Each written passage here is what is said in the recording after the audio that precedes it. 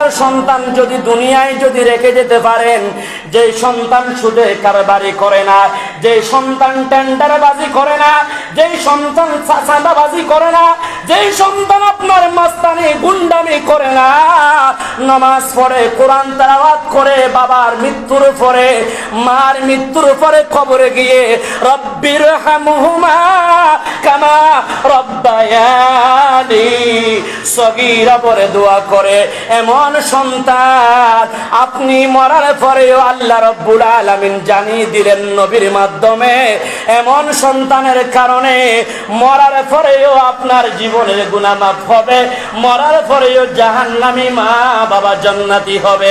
জবান করে বলুন না সুবহানাল্লাহ। এমন সন্তান আমরা চাই কি চাই না? এমন সন্তান যদি বাবা চাই, তাহলে আমাদের ভিতরে এই পরিবর্তন কেন আসে নাই? তাহলে আমাদের ভিতরে এই হাসরত